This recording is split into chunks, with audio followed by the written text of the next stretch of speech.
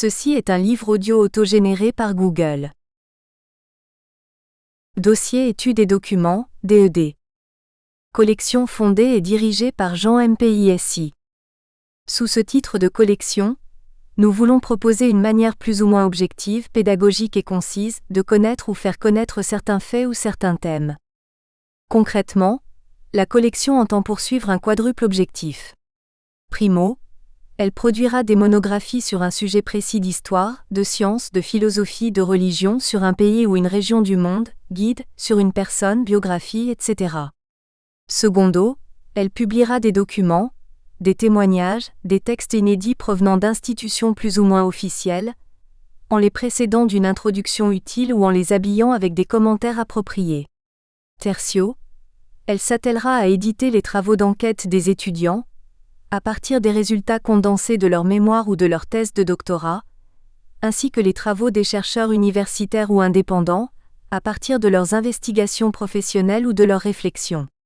Quarto, elle tentera d'expliquer l'actualité chaque fois que celle-ci sera focalisée sur un pays ou sur un thème, en allant à la source et en dégageant les enjeux, afin que l'événement garde toujours son actualité même si on la lit dans 10 ans.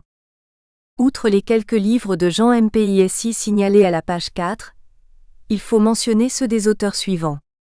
Esdras Kambal, du Shaba au Katanga. À propos du massacre de l'université de Lubumbashi et de la période pré-insurrectionnelle, 1990 à 93, 2008. Nkere Nkingi Ntanda. La crise financière internationale de 2008 et ses conséquences en RD Congo, 2008. Nkere Nkingi Ntanda. Education des électeurs au Congo-Kinshasa, un défi de la République, 2009. Innocent UNYON Vakpa Katumba. Le conflit armé en Ituri rez-de-chaussée. La problématique de sa prévention et de sa gestion, 2009. Jacques FUMUNZANZA Muketa, Kinshasa d'un quartier à l'autre, 2009. Antoine Gizenga, Ma vie et mes luttes, 2011.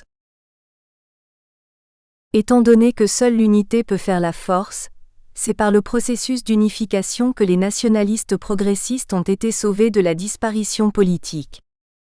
Le PALU ne veut pas être l'auteur de la fissure du bloc des nationalistes de gauche, qui a commencé à renaître. Le PALU refuse d'être ainsi un complice d'un retour funeste de la droite, en général réactionnaire, aux commandes de notre pays. Le PALU entend ainsi réagir par un appel à l'unité de la gauche nationaliste, devant les manœuvres de regroupement de la droite et le risque de retour de celle-ci à la tête de notre pays, car celui-ci n'oubliera jamais ce que cette droite lui a fait et lui a causé comme préjudice sur tous les plans pendant près d'un demi-siècle.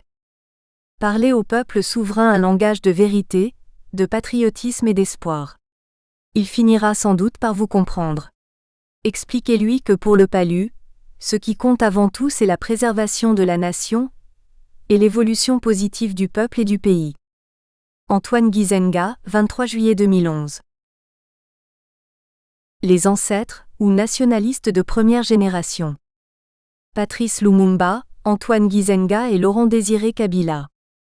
Les héritiers, ou nationalistes de deuxième génération. Le président J. Kabila, encadré par le secrétaire permanent du PALU, Godefroy Mayobo, et le premier ministre, Amusito. Première et deuxième génération réunies. Antoine Gizenga, un militant de la gauche nationaliste et progressiste. Depuis son entrée en politique en 1959 comme président du Parti solidaire africain, PSA, Antoine Gizenga n'a jamais cessé de lutter pour qu'émergent au Congo les valeurs républicaines cardinales suivantes: indépendance, unité, liberté, paix, justice et démocratie. Ainsi, dès juin 1960, il s'est attelé de consolider ces valeurs aux côtés du Premier ministre P. Lumumba. Le peuple, qui leur avait confié une majorité au Parlement en mai 1960, estima que l'indépendance du Congo devait se faire dans l'unité.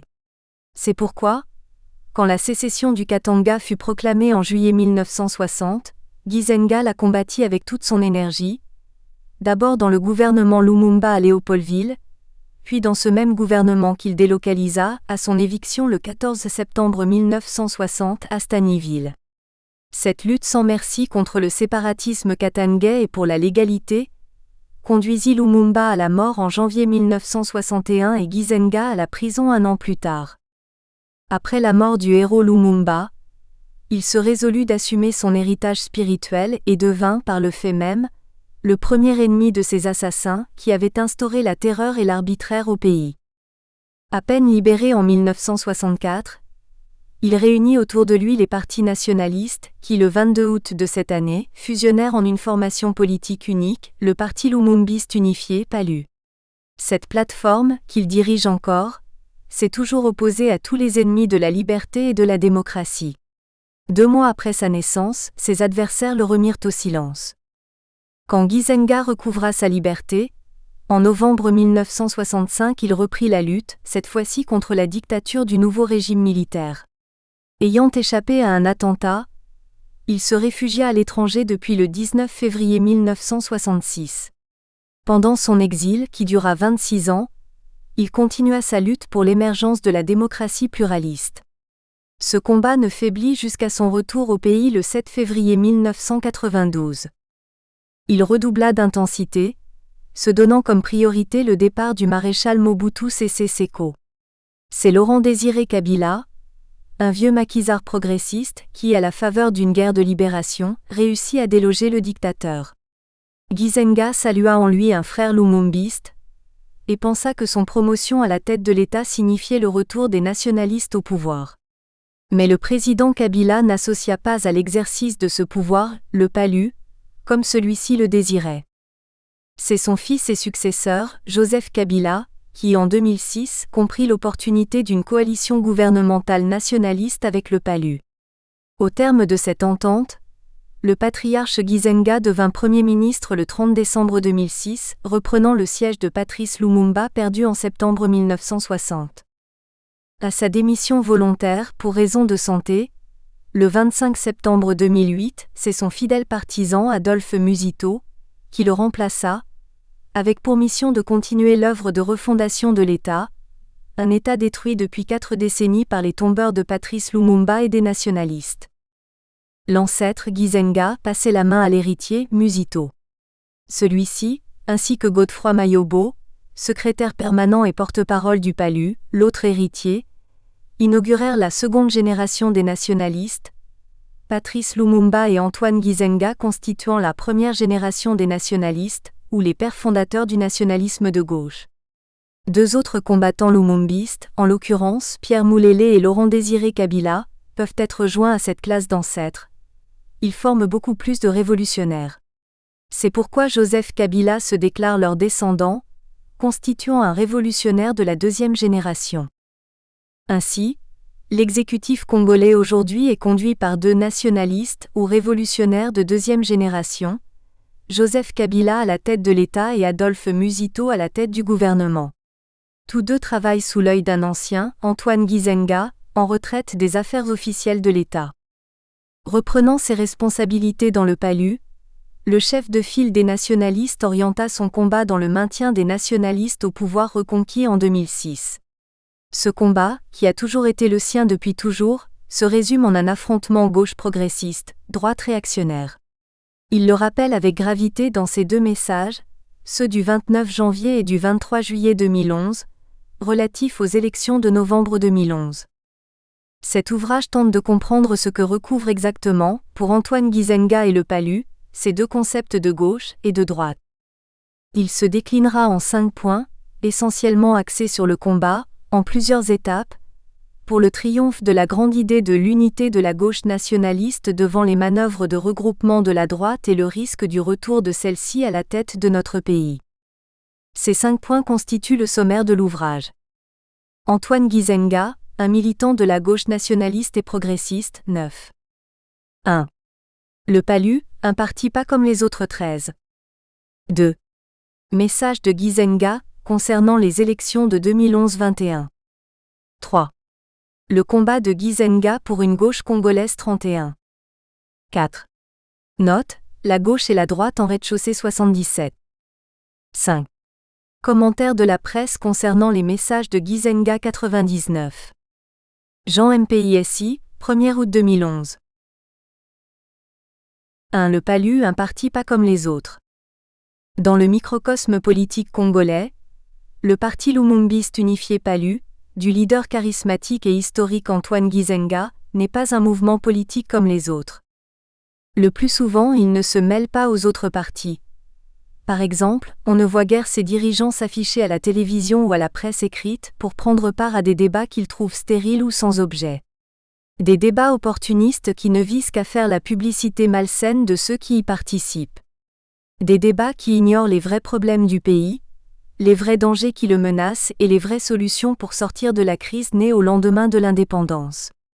Le PALU ne répond pas souvent également à des critiques qu'on lui adresse, des critiques qu'il trouve généralement infondées, malhonnêtes et vaines. Et du moins depuis 2006, quand Antoine Gizenga ou son porte-parole parle, sa voix compte. Tout le monde l'écoute et la prend en considération. Tout le monde, du plus petit citoyen au chef de l'État.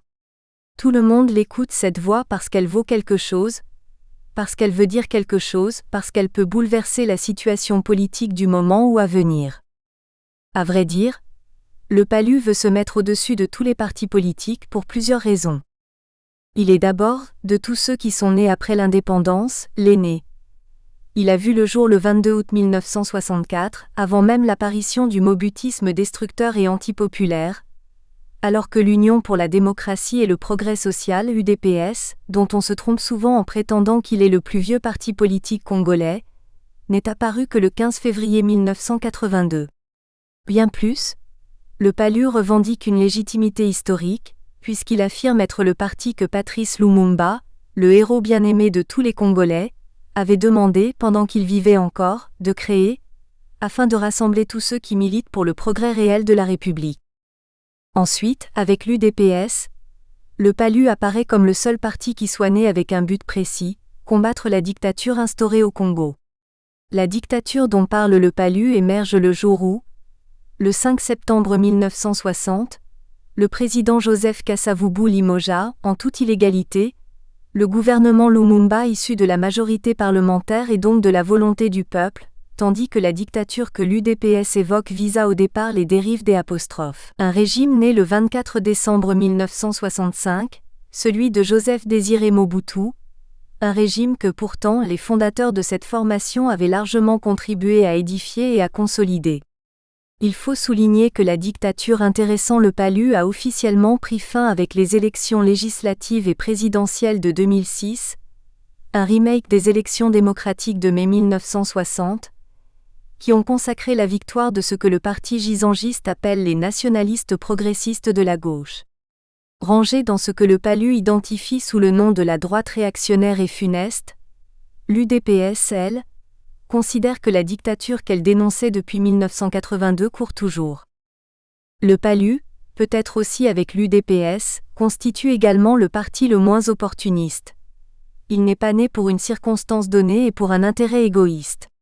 Il est né pour défendre réellement l'intérêt national, que le moment s'y prête ou pas. C'est pourquoi il continue d'exister, qu'un régime succède à un autre ou pas. Pendant les 25 premières années de la dictature mobutiste, de tous les partis connus au Congo, seuls donc le PALU et l'UDPS existaient. Les autres ont été engendrés au lendemain du 24 avril 1990, quand le président Mobutu, à la tête d'État monopartite, décida de procéder à l'ouverture du pluralisme politique. À l'arrivée au pouvoir de Laurent-Désiré Kabila le 17 mai 1997, plusieurs de ces partis avaient cessé de vivre, et très peu de ceux qui survivaient encore disparurent en 2006. En cette année cruciale, d'autres partis avaient émergé et aussi disparu après les élections. En vue des échéances de 2011, des nouveaux partis se sont signalés et continuent à se faire enregistrer au ministère de l'Intérieur. Tous ces partis sont, décrète le PALU, des partis alimentaires, opportunistes, naissant pour espérer se retrouver dans un gouvernement ou dans les institutions étatiques. Le PALU est enfin le seul vrai parti de gauche de la rez-de-chaussée, peut-être même l'unique.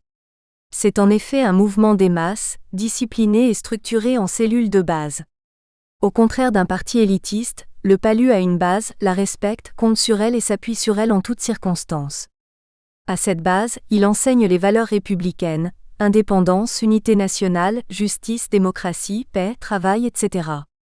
Toutes ces valeurs cardinales constituent une idéologie progressiste, laquelle se fonde sur le nationalisme salvateur du héros Patrice Lumumba. Le lumumbisme, enseigné aux militants, prône que les ennemis du progrès du peuple congolais sont les hommes de la droite. L'on ne sait souvent pas si tous les autres partis congolais, que le PALU soupçonne d'être alimentaires, sont de gauche ou de droite, tant ils ne présentent généralement aucun programme de société. Quand bien même certains se disent de gauche, c'est pour la forme, pour s'attirer la sympathie du peuple. En réalité, ces partis, selon le PALU, n'appartiennent le plus souvent qu'à la droite, une droite diffuse et nuisible. Du bout des lèvres ou non, le PALU reconnaît que certains de ces partis, ils sont très peu nombreux, peuvent être acceptés comme faisant partie de la famille de la gauche. Cependant, le PALU reproche à ces formations politiques d'intégrer en leur sein, consciemment ou non, des personnalités qui ne sont point de la gauche ou qui ne croient pas ou plus aux valeurs de la gauche. Sans le dire officiellement, le PALU leur reproche donc d'être des sortes de marmites contenant à la fois toutes sortes d'aliments, pinces de crabe, morceaux pimentés et salés de porc et de poisson, légumes amers et doux, le tout immergé dans une sauce sucrée, salée et huilée. Ces partis dits de gauche hébergeraient ainsi des loups dans leurs bergeries. Le PALU voudrait que ces partis se gauchisent réellement, en purgeant de leur rang les brebis galeuses. En se purifiant, ces partis rejoindraient le PALU, afin de constituer une grande alliance des nationalistes progressistes de gauche, qui deviendrait assez fort pour barrer la route à une droite malpropre en quête de la reconquête d'un pouvoir perdu en 2006.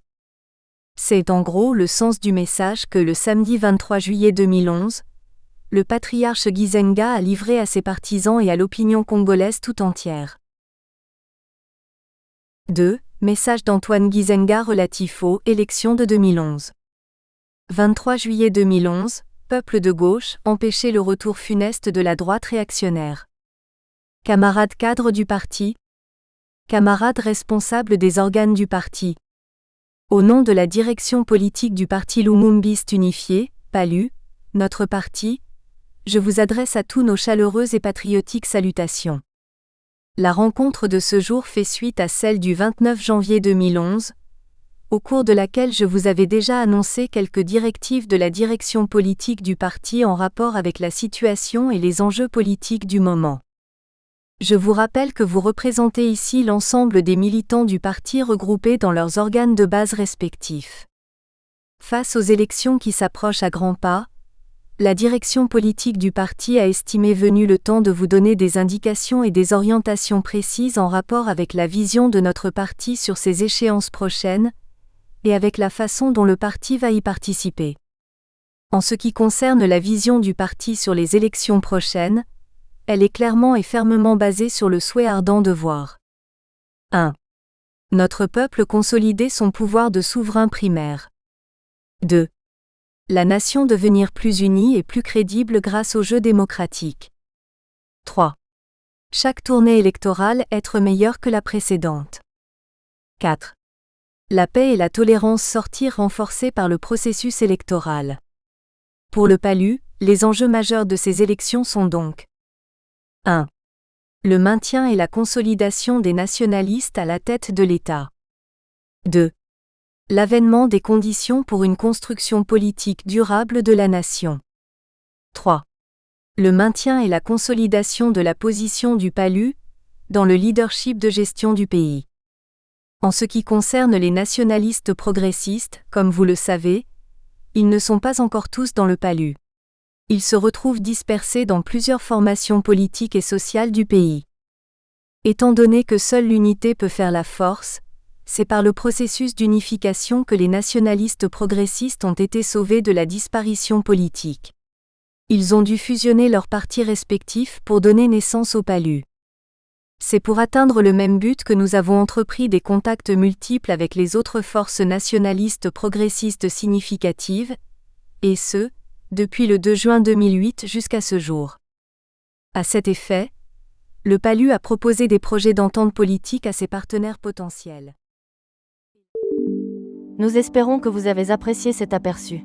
Pour continuer à écouter ce livre audio sur Google Play Livres, utilisez le lien dans la description de la vidéo.